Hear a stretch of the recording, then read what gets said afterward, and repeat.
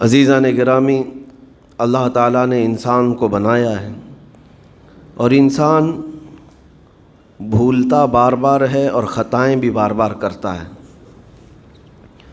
خطا کرنے والا اور بھول جانے والا اللہ کی بارگاہ میں ایسا نہیں ہے کہ وہ ہمیشہ کے لیے ناکارہ ہے، بلکہ اللہ تعالیٰ نے اسے زندگی میں بار بار موقع دیے ہیں کہ تو اپنی خطاؤں سے اور اپنی بھول سے پھر سے دوبارہ اپنی اچھی زندگی میں آ جا، اور اسی کو ہم توبہ کہتے ہیں۔ توبہ کا جو آپشن رکھا گیا ہے انسانوں کے لیے، مسلمانوں کے لیے خاص طور پر، بہت ہمت والا ہے دروازہ ہے، بہت ہمت والا دروازہ ہے۔ اور اسی وجہ سے حدیث پاک میں یہ ہے کہ گناہ کرتا ہے بندہ، پھر توبہ کرتا ہے، پھر گناہ کرتا ہے، پھر توبہ کرتا ہے، یہ کرتا رہتا ہے۔ فرشتے اللہ کی بارگاہ میں عرض کرتے ہیں کہ مولا یہ تو بار بار وہی کرتا ہے، پھر توبہ کرتا ہے۔ اگر ہمارے ساتھ کوئی غلطی ایک بار دو بار کر دے، تیسری بار تو ہم اسے چھوڑیں گے بھی نہیں۔ انسانوں کی طبیعت تو یہی ہے، لیکن بندہ جب بار بار ایک خطا کرتا ہے اور پھر توبہ کرتا ہے، پھر خطا پھر توبہ، تو فرشتے جب اللہ کی بارگاہ میں یہ عرض کرتے ہیں کہ مولا یہ ہر بار یہی کرتا ہے، تو جانتے ہیں پروردگار عالم کیا فرماتا ہے؟ ارشاد فرماتا ہے، اے میرے فرشتوں، میرا بندہ مجھے رحمان سمجھتا ہے، اس لیے بار بار توبہ کرتا ہے، مجھے وہ ارحم الراحمین سمجھتا ہے، ورنہ کون بار بار اللہ تبارک و تعالیٰ کی بارگاہ میں دروازہ کھٹکھٹاتا؟ تو رب تبارک و تعالیٰ ارحم الراحمین ہے، یہ تصور ہر مسلمان کے ذہن میں ہے، اس کی وجہ سے وہ کبھی مایوس نہیں ہوتا۔ اور شیطان کا سب سے بڑا حربہ کیا ہے جانتے ہیں آپ؟ سب سے بڑا بہکانے کا اور گمراہ کرنے کا اور ہمیشہ گناہوں میں ملوث رکھنے کا سب سے بڑا آلہ، کہ بندے کو سب سے پہلے نا امید کرتا ہے، اب تیرا کیا ہوگا، تو بہت برباد ہو چکا ہے۔ یہ جو خیال شیطان ڈالتا ہے دل میں، اس کے بعد پھر وہ بندہ جری ہو جاتا ہے، اب میرے توبہ سے بھی کچھ ہونے والا نہیں ہے، جو جس طرح زندگی چل رہی چلنے دو، ارے 50 سال ہو گئے اب تک میں یہی کرتا رہا، اب کیا سدھروں؟ یہ جو خیالات ہے یہ شیطان ڈالتا ہے تاکہ اس کی کفر پر موت ہو جائے، تاکہ وہ ہمیشہ گناہوں کی موت مرے۔ نا امیدی جو ڈالتا ہے شیطان، اب میرے ساتھ کچھ ہونا نہیں ہے۔ نہیں میرے عزیزو، رحمت عالم صلی اللہ تعالیٰ علیہ وسلم کی بارگاہ میں کیسے کیسے لوگ آئے اور ارحم الراحمین نے ان کی توبہ قبول کی۔ آپ کو ایک بات میں بتاؤں، سیدنا عمر ابن خطاب رضی اللہ تعالیٰ عنہ کا دور ہے۔ مثنوی شریف میں مولانا روم فرماتے ہیں، جنت البقیع آپ نے سنا ہوگا، قبرستان مدینے کا، مدینے کے قبرستان میں رات کے وقت ایک بوڑھا آدمی 80 سال کا جو بانسری بجاتا تھا اور اسی سے پیسہ کماتا تھا، اس کی بانسری میں بڑی اچھی لے تھی، بڑی سر اچھی تھی، لوگ سنتے تھے اور پیسے دیتے تھے، لیکن بڑھاپے میں جب سانس پھولنے لگ جاتی ہے، ہانپنے لگ جاتا ہے، سانس نہیں ٹھہرتی، تو بانسری کیسے بجتی؟ اس کی لے ٹوٹ جاتی، لہجے بدل جاتے۔ بوڑھا آدمی، اب اس کی بانسری سننے کو کوئی آتا نہیں تھا اور پیسے ملتے نہیں تھے، تھک ہار کر کے وہ آیا، رات کا وقت تھا، جنت البقیع قبرستان میں، 80 سال کی عمر کا ہو گیا ہے، اس نے بانسری توڑ دی، کہا زندگی بھر جس چیز سے میں کماتا تھا اب میری سانسوں نے جواب دے دیا، جسم پھولنے لگا ہے، سانس زیادہ آنے لگ گئی ہے، اب میرا کھانا پینا کیسا چلے گا؟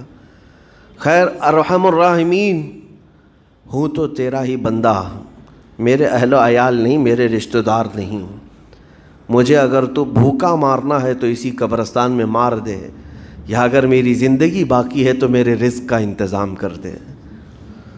وہ رو رہا تھا 80 سال کی عمر میں۔ جب بندہ لاچار و مجبور ہوتا ہے تو پروردگار کو ہی یاد کرتا ہے۔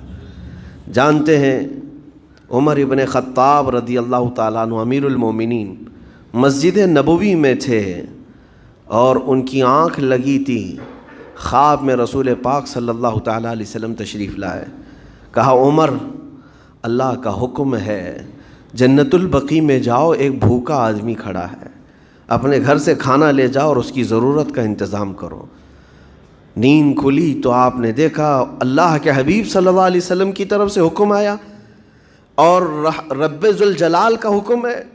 گھر سے عمدہ کھانا لیا تو شادان لے کر کے کچھ مال و متاع بھی لے کر قبرستان میں گئے. ڈھونڈا کون ہے یہاں پر, تو دیکھا کہ ایک ہانپتا کانپتا ہوا 80 سال کا بوڑھا روتا ہوا نظر آیا. امیر المومنین اپنے ہاتھ میں توشادان لے کر اس کے قریب گئے. کہا تو بھوکا ہے؟ کہا ہاں بھوکا ہوں. بیٹھ چل میں تجھے کھلاتا ہوں. دسترخوان بچھا کر اسے اپنے ہاتھوں سے کھلایا اور اسے اپنی ضرورت کے مطابق جو ضروریات تھیں اس کی ضرورت کے مطابق وہ ساری چیزیں دی. وہ بوڑھا پوچھتا ہے آپ کون ہیں؟ حضرت عمر فاروق نے کہا میں عمر ابن خطاب ہوں. وہ ڈر گیا. حضرت عمر سے کون نہیں ڈرتا تھا کہ کہیں یہ کھلا پلا کر کے مجھے کوڑے نہ ماریں کہ زندگی بھر بانسری بجانے والا آج پکڑا گیا ہے, ہاں آج مجھے یہ سزا نہ دے دے. وہ کانپنے لگا. کہا کہ آپ یہاں کیسے؟ حضرت امیر المومنین کہتے ہیں میں خود نہیں آیا, مجھے اللہ کے رسول نے بھیجا اور رب تبارک و تعالیٰ کا حکم آیا تھا کہ تو بھوکا ہے اور تو نے رزق مانگا ہے اور مجھے تیرے رزق دے کر کے بھیجا گیا ہے. وہ چیخ مار کر کے گر پڑا زمین پر اور رونے لگا اپنے ہاتھ پھیلا کر. کہا سچ فرمایا مولا تو ارحم الراحمین ہے. 80 سال تجھ سے دور بھاگتا رہا, ایک بار کیا تجھے میں نے پکارا, تو نے وقت کے امیر المومنین کو کھانا دے کر بھیج دیا. اللہ رب العزت کی بارگاہ میں نا امیدی اور مایوسی جو شیطان لاتا ہے اس سے بندے بھٹک جاتے ہیں, بہک جاتے ہیں, انہیں توبہ کی توفیق بھی نہیں ملتی. اسی لیے میرا مولا فرماتا انا عند ظن عبدی بی. رب تعالیٰ فرماتا میرا بندہ میرے بارے میں جیسا گمان کرتا ہے میں اس کے ساتھ ویسا سلوک کرتا ہوں. تم کیا گمان کرتے ہو؟ وہ سخت پکڑ کرے گا, ابھی مار ڈالے گا. وہ غفار ہے, قہار ہے, جبار ہے, لیکن ساتھ میں وہ ستار بھی ہے, وہ رحمان بھی ہے, رحیم بھی ہے. اگر رب تبارک و تعالیٰ ہر چیز پر پکڑ کرتا تو ہمارا تو جینا ہی نہیں تھا. یہاں پر اتنے گناہ ہو چکے. اور وہ رب تعالیٰ فرماتا وسعت رحمتی کل شیء, میری رحمت نے ہر چیز کو گھیر رکھا ہے. اللہ رب العزت بندوں کو معاف کرنے کا اظہار زیادہ فرماتا ہے. اور جانتے ہیں آپ گناہ جب عام ہوتے ہیں, میں آپ کو اپنے گھر کی بات بتا دوں. میرے گھر میں آپ 4 دن کے مہمان بن کر کے آئے ہیں. کبھی میری کھڑکی توڑ رہے ہیں, کبھی دروازہ توڑ رہے ہیں, کبھی ہمارے گھر کے برتن پٹک رہے ہیں, کبھی فرشی اکھاڑ رہے ہیں. کب تک برداشت کروں گا؟ آپ کو نکال کر باہر کر دیں گے. یہ مہمان نہیں, یہ بلا ہو گئی ہے, گھر سارا اجاڑ رہا ہے. ایک چیز پر چھوڑ دیا جائے, 2 چیز پر چھوڑ دیا جائے, یہ انسانوں کی فطرت ہے, انسانوں کی فطرت. لیکن رب کائنات اپنی کائنات میں ہم بندوں کو اتارا ہے, ہم نے کیا نہیں بگاڑا اس اپنے گناہوں سے اس کی زمین کو لال کر دیا. ہاں اس کی نافرمانی سے ہم نے اس کائنات کے رنگ کو بدل دیا. کھلے عام گناہ, ننگا پن, بے حیائی, عیاشی, سب کچھ ہوتا رہا. اس کی کائنات ہے, اس کی زمین ہے, اس کی سلطنت ہے. اور ان گناہوں کی وجہ سے جانتے ہیں آپ سمندر اللہ کی بارگاہ میں عرض کرتا ہے کہ مولا تو مجھے اجازت دے دے, میں ایسی طغیانی لاؤں گا کہ یہ سب ہلاک ہو جائیں گے. ہوائیں اللہ سے اجازت مانگتی ہیں تو مجھے شدت دے دے, میں اتنا تیز اڑاؤں گی کہ ان کے پرخچے اڑ جائیں. لیکن جانتے ہو اللہ کی طرف سے جواب کیا آتا ہے؟ سمندر کو بھی رب تعالیٰ فرماتا ہے, ہواؤں کو بھی کہتا ہے رب تعالیٰ رک جاؤ, میں میرے بندوں کے انتظار میں ہوں, میرے بندوں کی توبہ کے انتظار میں ہوں کہ میرے بندے میرے پاس لوٹ آئیں گے. اسی لیے اللہ کے حبیب صلی اللہ تعالیٰ علیہ وسلم ارشاد فرماتے ہیں اللہ تعالیٰ کو سب سے زیادہ خوشی کس بات کی ہوتی ہے جانتے ہیں؟ رب تعالیٰ اپنے بندوں سے کب خوش ہوتا ہے؟ مثال دے کر کے میرے آقا نے فرمایا, مثال دے کر سمجھایا. صحرا میں, ڈیزرٹ میں ریتیلے میدان ہوتے ہیں, اس کا سفر بڑا ڈینجر ہوتا ہے. آج بھی ڈیزرٹ ہیں بہت سارے, سہارا ڈیزرٹ کا نام سنا ہوگا آپ نے. ہم گئے ہیں 200-250 کلومیٹر تک آپ چلتے رہو گاڑی, نہ ایک درخت نظر آتا ہے, نہ پہاڑ نظر آتا ہے, نہ گھر نظر آتا ہے, کچھ بھی نہیں. اس طرف میدان ریت کا اور آسمان لگا ہوا دکھتا ہے, ادھر بھی آسمان. تنہا ہم اکیلے نظر آتے رہتے ہیں۔ صحرا کا جو سفر ہوتا ہے بہت کٹھن ہوتا ہے۔ نبی پاک صلی اللہ تعالیٰ علیہ وسلم مثال دیتے ہوئے ارشاد فرماتے، ایک بندہ اپنی اونٹنی لے کر، اس پہ ساز و سامان لے کر کھانے پینے کا صحرا کے سفر پر تھا، اور صحرا میں کھانا پانی بہت مقدار میں لی جاتی ہے کیونکہ کچھ ملتا نہیں، اور جلد سے جلد وہاں سے سفر گزار کر کے آنا۔ ایک بار اگر راستہ بھٹک گیا موت ہو جاتی ہے، وہاں پہ راستہ ملے گا نہیں، جس طرف بھی جاؤ تو لگے گا سیدھا ہی چل رہا ہوں، ڈائریکشن ہی نہیں پتہ ہوتے صحرا میں۔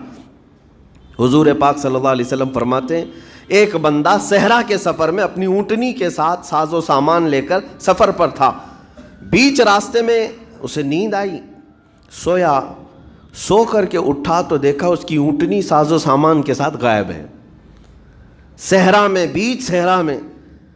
اب جو سواری تھی وہ غائب ہے، کھانا پانی تھا وہ غائب ہے، کچھ نہیں ہے ساتھ میں۔ گھبرا گیا، پریشان ہوا، اپنی اونٹنی کو ڈھونڈتا ڈھونڈتا تھک گیا، کبھی ادھر کبھی ادھر، کبھی ادھر کبھی ادھر، ہر جگہ کہیں کوئی نشان نظر نہ آئے۔ اور جب سواری نہیں ہے تو اب کئی 100 کلومیٹر کا بغیر کھانے پینے کے کیسے سفر کرتا؟ تھک ہار کر کے دوسرا دن ہو کہ تیسرا دن ہو، ایک جگہ وہ بندہ سو گیا، پھر سے سو گیا، اب راستہ بھی نہیں ملتا، سویا تو نیند سے اٹھا جب تو دیکھا اس کی اونٹنی بھی موجود ہے، اس کا ساز و سامان بھی ہے۔ یہ مثال ہے، یہ مثال ہے۔ میرے آقا صلی اللہ علیہ وسلم صحابہ سے اب پوچھتے ہیں، اے میرے صحابہ بتاؤ اس بندے کو جو صحرا میں گمشدہ اونٹنی جس کی مل جائے اسے خوشی کتنی ہوگی؟ صحابہ کہتے ہیں یا رسول اللہ اس کی تو جان میں جان آ گئی ہوگی، کیونکہ وہ جانتے تھے صحرا کا سفر کیا ہوتا ہے۔ کہا سب سے زیادہ اسے خوشی ہوگی کہ اس کا کھویا ہوا سامان مل گیا، کھوئی ہوئی سواری مل گئی۔ میرے آقا صلی اللہ علیہ وسلم فرماتے ہیں گمشدہ اونٹنی کے ملنے پر جیسے اس مسافر کو خوشی ہوئی، اس سے کئی زیادہ بڑھ کر کے رب تعالیٰ کو اس وقت خوشی ہوتی ہے جب ایک گنہگار بندہ واپس توبہ کر کے اس کی بارگاہ میں آتا ہے۔ رب تعالیٰ کی بارگاہ میں جب بندہ پلٹ کر کے آتا ہے، رب تعالیٰ فرشتوں پر اس بندے کو دکھا کر رشک کرتا ہے، ارشاد فرماتا ہے میرا بندہ میرے پاس آ گیا، میرا بندہ میرے پاس آ گیا ہے۔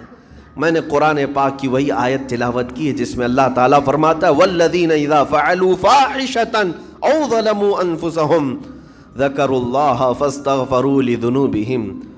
یہ چوتھے پارے کی آیت ہے۔ اللہ تعالیٰ فرماتا ہے وہ لوگ جنہوں نے برائی کر لی یا اپنی جان پر ظلم کیا یعنی گناہ کیا، پھر اللہ کو یاد کر لیا اور توبہ کر لیا، اللہ فرماتا ہے وَمَن يَغْفِرُ الذُّنُوبَ إِلَّا اللَّهُ، تو بتاؤ لوگوں اللہ کے علاوہ کون ہے بخشنے والا؟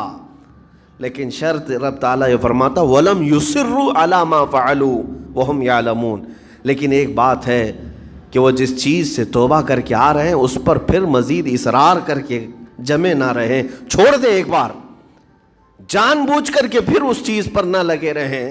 یہ آیت کب نازل ہوئی تھی میں آپ کو بتاؤں، دو صحابہ تھے، دونوں گہرے دوست تھے، بہت ہی گہرے دوست، مدینے کے رہنے والے۔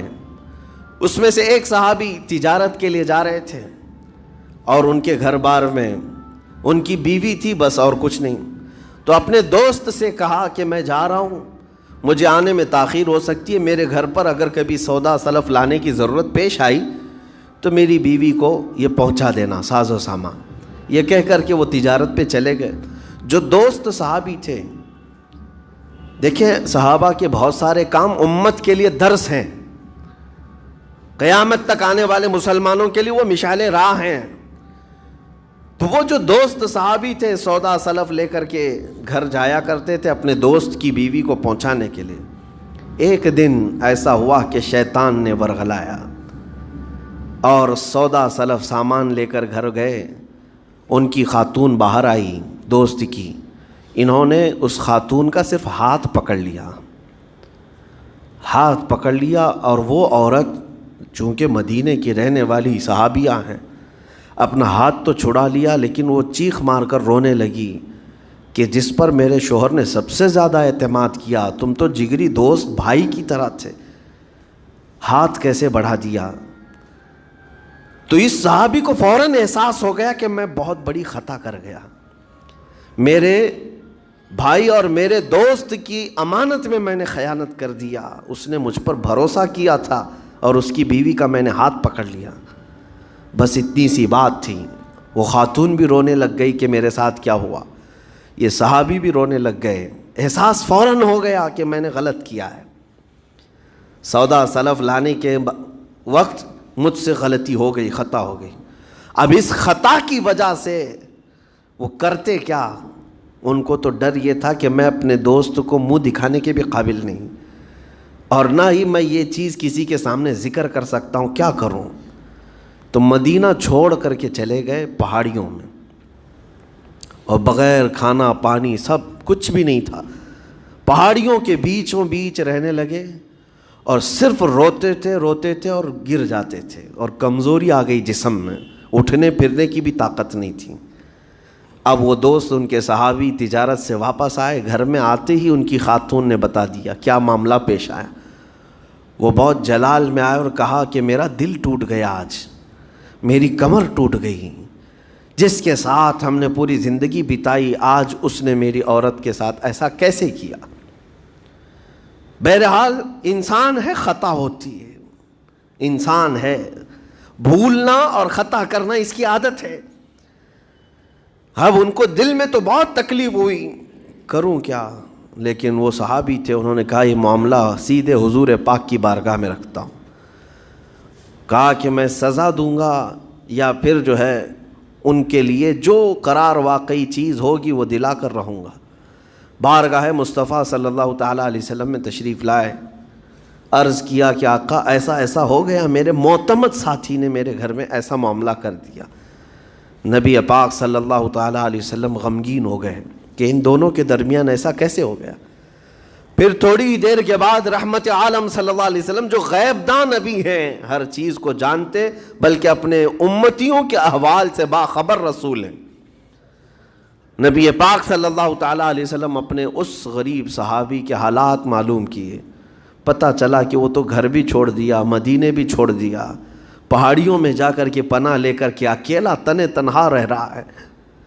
اللہ کے نبی صلی اللہ تعالیٰ علیہ وسلم اپنے اس غریب امتی صحابی کے حالات معلوم کرنے کے بعد اللہ کریم کی بارگاہ میں عرض کرتے ہیں کہ مولا تو فیصلہ سنا دے۔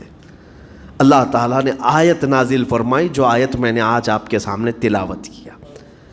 اللہ تعالیٰ فرماتا ہے والذین اذا فعلوا فاحشۃ او ظلموا انفسهم، جن لوگوں نے گناہ کر لیا یا اپنی جان پر ظلم کیا ہے، پھر ذکر اللہ فاستغفروا لذنوبہم، اللہ کو پھر جلدی یاد کر لیا اور توبہ کر لیا، رب تعالیٰ فرماتا ومن یغفر الذنوب الا اللہ، محبوب بتاؤ اللہ کے سوا کون ہے گناہوں کی بخشش کرنے والا؟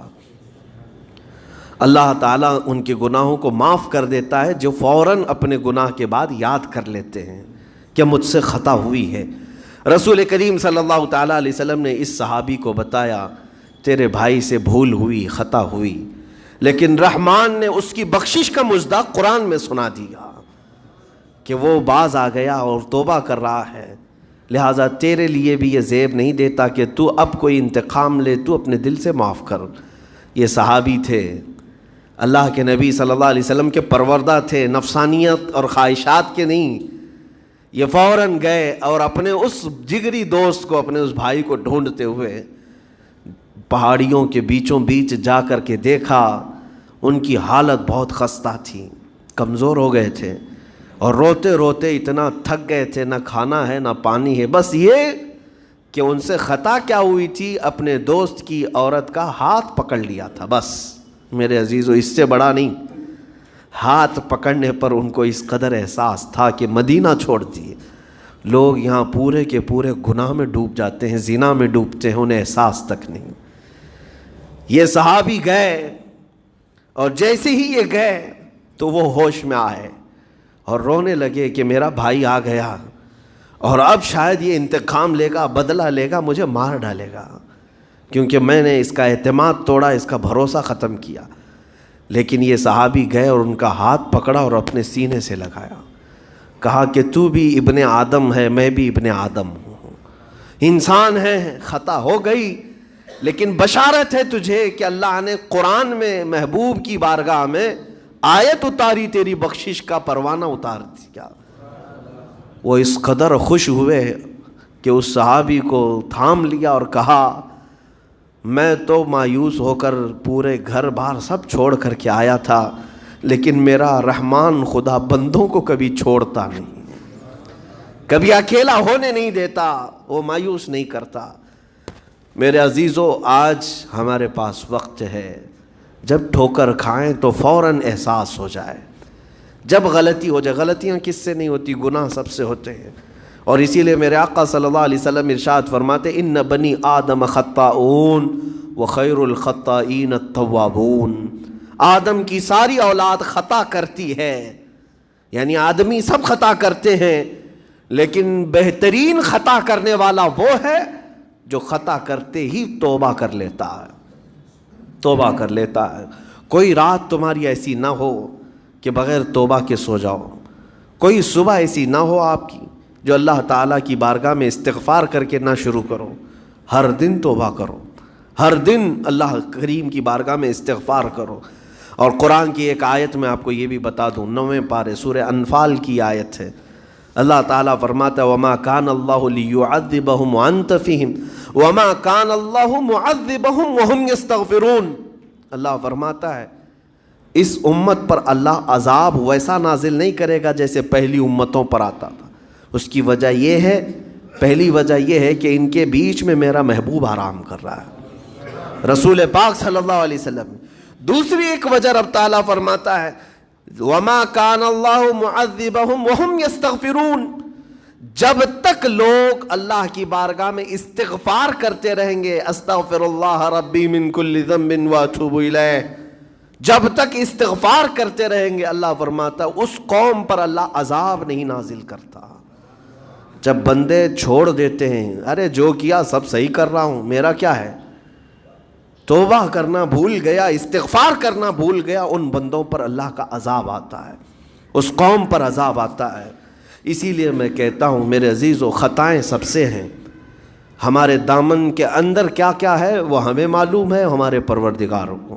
بہت سارے راز ایسے ہیں جو اس نے چھپا رکھا ہے، بندوں کے اوپر پردہ ڈال رکھا ہے، اتنی باتیں کہ اگر وہ پردہ اٹھا دے تو لوگ رشتہ داروں کے سامنے بیٹھنے کے بھی قابل نہیں رہیں، ماں باپ دیکھ کر گھبرا جائیں گے اور اپنے گھر سے دور کر دیں، یا اگر باپ کی غلطیاں بیٹے کو پتہ چل جائے تو زندگی بھر اس کو باپ نہیں تسلیم کرے گا، وہ باپ نہیں مانے گا کہ اس کی اتنی بڑی بڑی خطائیں۔ لیکن وہ رحمان ہے، باپ کی عیب بیٹے سے چھپا رکھا ہے، بیٹے کے عیب ماں سے چھپا کر رکھا ہے۔